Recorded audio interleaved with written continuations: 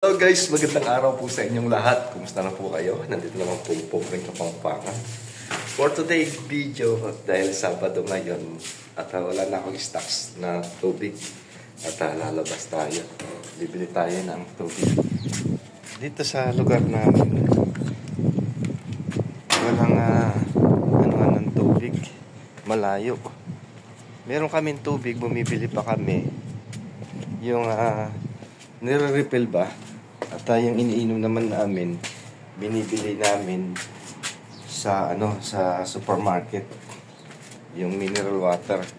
At ito, yung drinking water na iniinom namin ay bumibili kami sa supermarket, sa Lulu, sa Panda. Pero itong mga sabawan lang, bumibili kami doon, nire-refill namin doon sa bilihan ng tubig. Medyo malayo-layo at lalakad pa tayo banda doon, guys. Ito, dadaan tayo dito sa likod dahil mainit na. Sabado ngayon at walang pasok at bibili tayo ng tubig natin. Alam nyo guys, kung hindi nyo nalalaman, may tatanong, yung tubig, mahal pa ang tubig kaysa sa gasolina. Naniniwala ba kayo doon? Opo.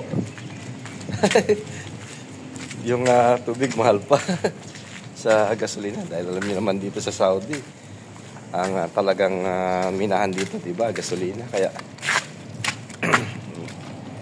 normally lang ang dito, gasolina. Kaya ang tubig naman mahirap naman din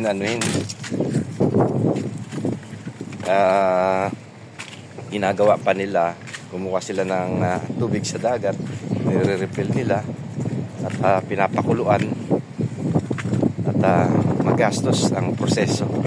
Kaya mas mahal ang dito, tubig. Ganun lang ang explanation ko. Ewan ko sa inyo. Sabi nila, oo naman, mas mahal ang tubig. So at ito yung lugar ko, kagaya ng dati. At dito yung kota ng mga alam nyo na, mga ibang lahi, Pakistan, Indian, Bangladesh, Yemeni, Sudani, at kung ano pa mga tao dito. Iba-ibang mga tao yung mga nakatira dito, guys. Ayan ang lugar ko. At kapag gabi dito, walang kailaw-ilaw, nakakatakot. Dahil pag dito sa lugar na ito, kasi liblib na lugar tong namin,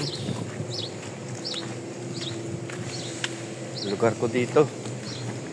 At probinsya, hindi kamukha sa syudad. Malaki ang mga bahay-bahay doon, samantalang dito mga lang, simpleng bahay lang. Pero wala ka naman makitang kubo. Mga bato, kahit simpleng bahay. May mga naman, tingnan nyo, may mga kotse-kotse pa sila. Diba? Kahit simple lang sila dito. Ayan.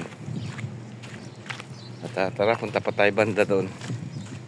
Guys, bibili nga pala ako ng gulay na rin na iluluto natin. Maglulumpia tayong yung munggo ba? Ano bang tawag doon? Toge. Lalagyan natin ng yung ano bang tawag doon? Yung beans. Tokwa. Mas masarap kasi ang tokwa. Masustansya na, masarap pa. Bis na manok. Nakakasawa na yung manok dito. Ordinary lang kasi yung mga karne dito, kagaya ng manok. Lagi na lang kami kumakain sa kabsahan at saka roasted. Kaya yung hanap-hanapin mo talaga yung pagkain sa Pilipinas. Kaya minsan nagluluto ako ng makakain. At kung wala na rin time, no choices ka naman eh. No choices pa. Yung manok, kakain kami ng roasted, kabsa, yung mga pahamba, tsaka yung sinasabi nilang sawaya. Relate kayo dyan sa mga nandito sa Saudi. Alam niyo yung mga paham. sawaya, broasted. Yan ang pinakain natin dito. At yan yung bahay ng mga Pakistan. Yan, may mga gubat-gubat, may mga tanik-tanik pa. Yan yung mga Pakistan dito. Yan yung mga trabaho nila, trailer driver. Ayun yung Pakistan. Ayan, sa sulok Pakistan yan. At ayan, may mga sasakyan pa sila. Yan yung mga outside job nila, mga taxi. Nagpa-part time sila. Tapos makita mo dito sa lugar nito, puro Pakistan. At ayan, Pakistan din yan. So tayo na, tayo banda doon pa. At ayan yung masjid. Diyan kami sumasamba every Friday. At ito nga pala yung lugar ko dito. Kita nyo, probinsya. At ang daan hindi pa nagawa, lupa pa, buhangin. Kumbaga hindi pa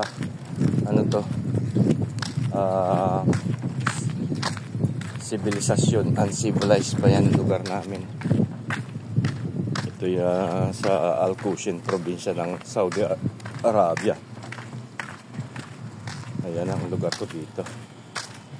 At dito rin nga pala ako kumuha ng inuhurbat ko na malunggay dyan sa gilid ng daan.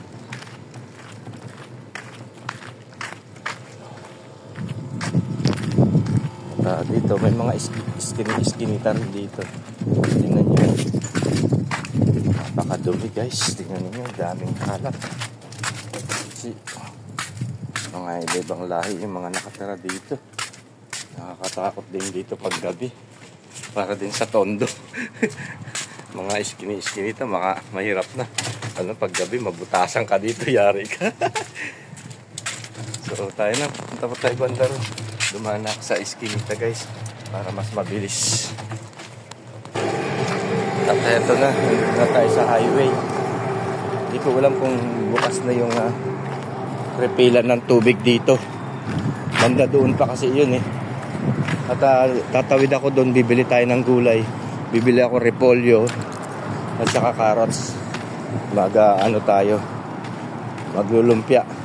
Kasi meron na akong doon, toge. Kailangan pa yung repolyo at saka carrots. Tsaka siguro maglulumpia din ako kasi meron pa ako pambalot. Ayan ang lugar namin dito. Mga restaurant, mga business dito, mga tindahan ng cellphone. Ayan, dyan sa lugar na yan.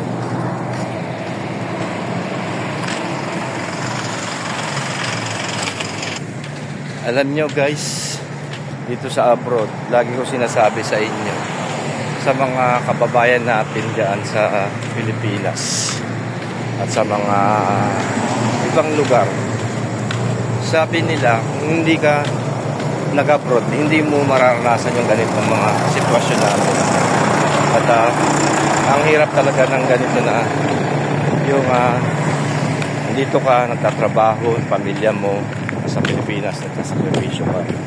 Ang the way na ginagawa namin dito, yan ganito, yung natutuwa kami na nagbibideo kami para sa yun nga, malibang, hindi sa sasabihin mo na libang-libang lang.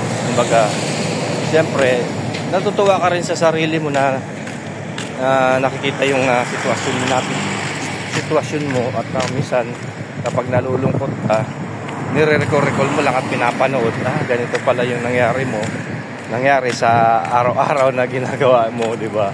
At yun nga, natutuwa ka, nasisiyahan ka sa mga kababayan natin dyan. At kung ano man ang mga napapanood ninyo, mga content namin dito, iisa lang ang aming pakay na maibahagi.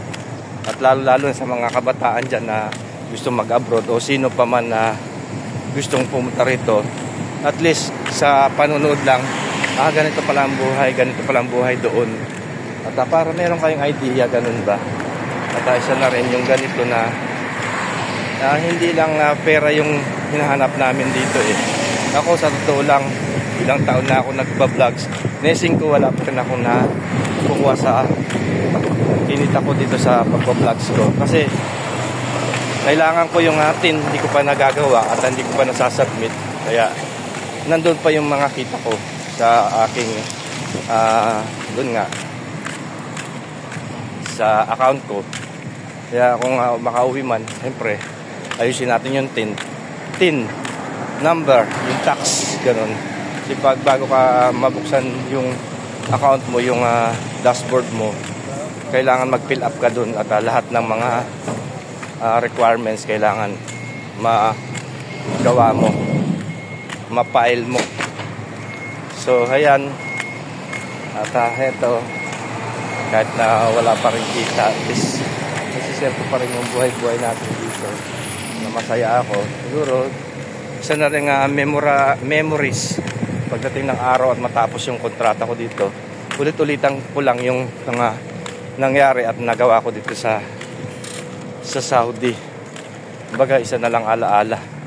Kaya masaya din ako at meron akong mga nagawang mga video sa araw-araw at buhay namin dito. So ayan, dito na ako sa Al-Mawabi. Ayan, diyan kami bumibili ng tubig. Derek, give Moya. Ayan.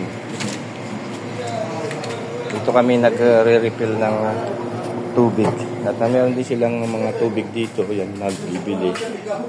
Ayan, yung tig 50 halala, 1 riyal. Dito sa refilling. So, hintayin natin mag-refill yung bata kasi marami rin bumibili na mga tubig eh, no? So tayo na, hintayin natin muna itong bata maya-maya ay pag na-refill niya tapos bibili tayo ng gulay doon. Ayun, nililinis nila. Tagal ng tubig.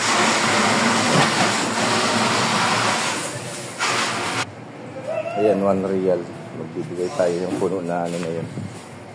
5 liters.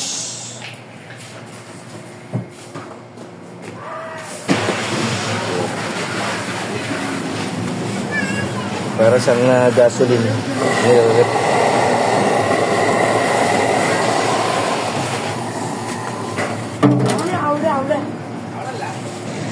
At guys, bibili muna tayo ng gulay dito sa kabilang kanto.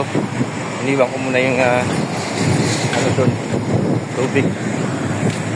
Nakakatakot tumawid din dito kasi nga ilang na way dito, papunta roon, papunta doon, 4 na road. At napakadelikado. Kailangan matitis ka, magtitingin. Marami na-aksidente dito sa lugar namin. Lalaki kasi ng truck. Ayan. Pupunta tayo doon at bibili tayo ng gulay. Banda doon pa yung bilihan ng gulay. At dito kami bumibili ng mga tinapay dyan. Mga kubus, tamis. Itong na to. Restaurant na yan. Ayan. So tayo na. Ito pa tayo banda doon. Ito yung lugar ko. Malayo-layo yung nilakaran ko guys. At ito na yung gulayan. Tanong-tanong tayo. Wala silang cabbage o yung repolyo. Mapi cabbage. Cabbage.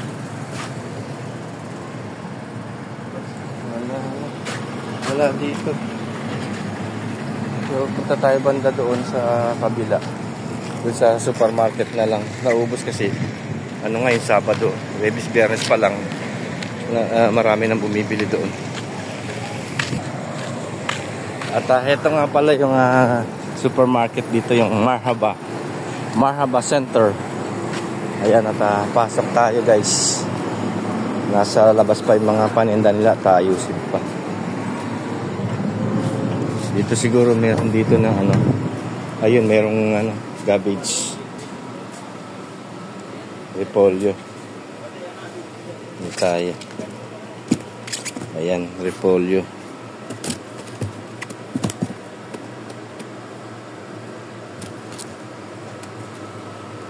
Pwede na to. Wala silang carrots. Sadik pi carrots. Ayan, at repolyo, carrots lang ang kailangan ko.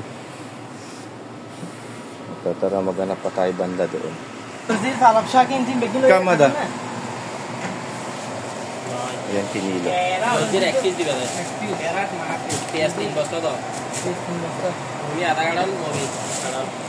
Kamada. Kilo. Kam kilo to? Kilo 5 rial. Ito kaya Shamim dara. Shami! At ayun yung carrots na ano pa. Na plastic pa. Yung only 1 real. 5 real ang kilo. So 4 real to. Ayan. At ito, magbabayad na tayo. 7 real.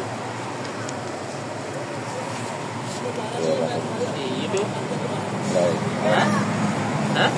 Happy discount. Happy discount sa dek, 1 real. 7 rial is it? Happy discount. Sokran. At naka-discount tayo ng 1 real. So ayan, alis na tayo dito. Bili lang ako ng gulay. At pupunta tayo doon sa Manukan. Ano bang mabili doon? Yung atay, tsaka balon-baluna kasi meron din ako na ano doon na cauliflower. So tayo na. Nakabili na tayo ng gulay. Tawid na tayo guys. At hindi ko alam kung bukas na yung nagtitinda ng manok dito. Tara, punta tayo sa bilihan ng manok. Ayan ang bilihan dito. Napakalayo. Ang init kaya naka-hoop din akong ganito. Kasi yung araw mainit. At dito yung bilihan ng manok. Tara, punta tayo dito guys. At ito yung bilihan ng manok. Fresh chicken. Ayan. Para siyang 45 days. Nag-video Dua. Okay. Ayan. Kaya natin daw nila siya. Ayan. Pag gusto nyo bumili ng manok, ayan, dyan kami pumunta. Namimili ka lang, tuturo mo kung ano yung gusto mo. Ayan. At ayan, fresh yung kanilang pagkakay. Pinag-chop-chop pa nila. Ayan, tingnan nyo. Ganyan. Fresh chicken. Papatayin nila. Bismillah. Ayan. Napadudin pa nila. Hindi na kinukuha yung dugo. Ayan ang laki.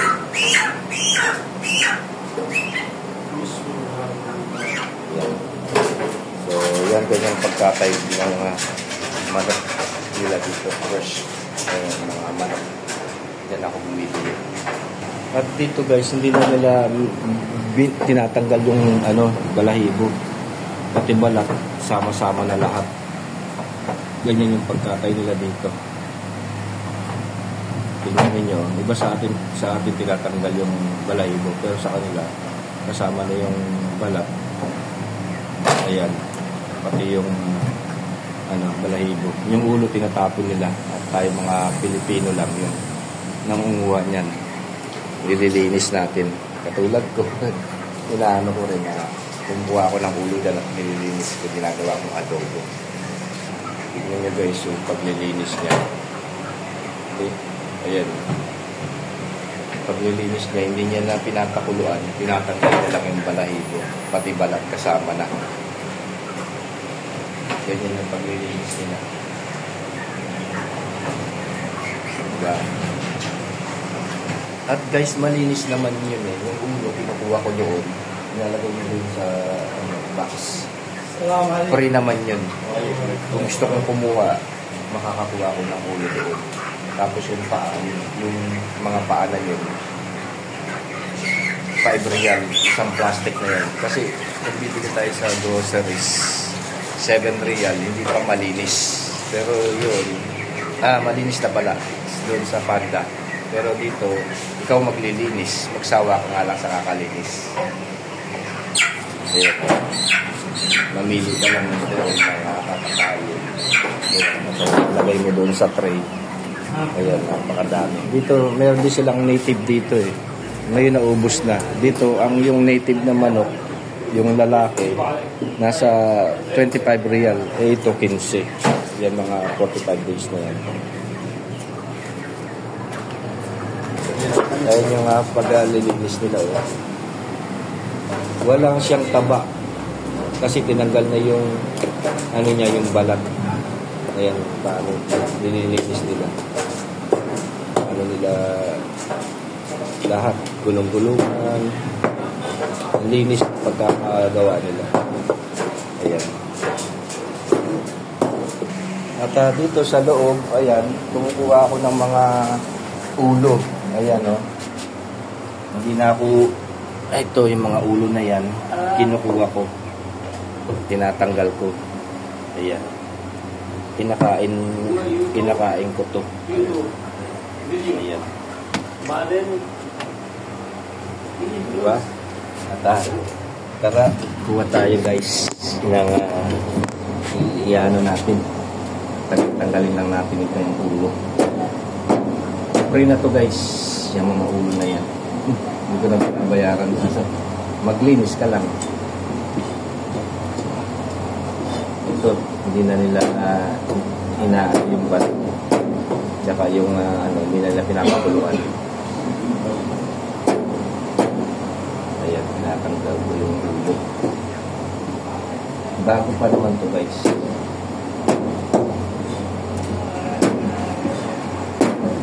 Tayo mga Pinoy na ganito yung maagap. Ayan yung ulo. Pero yung ibang lahat, hindi nila ginagawa ito. Kasi akala nila makunik. Pero tayo mga Pilipino, alam mo naman ba mga Pinoy, maagap din. Nakasanayan natin yung ganitong pagkain na mga ulo, paa. Malinis naman to guys. Kaya lang, sa Muslim country dito, meron din silang limitado ng pagkain ng ganito. Hindi basta-basta sila makain kasi na haram. Pero tayo, hindi naman siguro ito marami. Kasi ano naman ito, yung parte ng ng manok. Diba? Hindi naman marami ito. Ayan, kaya ng plastic. Dati, nanguha ko dito, pinapakain ko sa pusa. Ako na kumakain. Inaadobo ko. Tsaka itong mga bito, kaya nililinis ko, inaadobo ko yan. So, tama na yan. Iadobo natin itong yung bito pa na yan, nililinis. Tapos may mga paa din yan. Paa ng manok. Kahit real lang dito.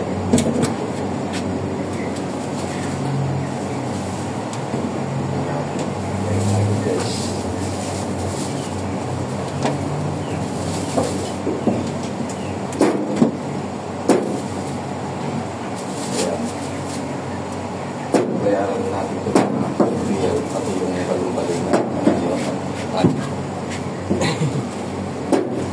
so tayo na. So, eto na guys. Nakapamili na tayo. Ito pa. Pusot, balon-balon at saka paala. At magluluto tayo ng adobo. So, tayo na. At tayo na ang bilihan dito sa lugar namin. Manok.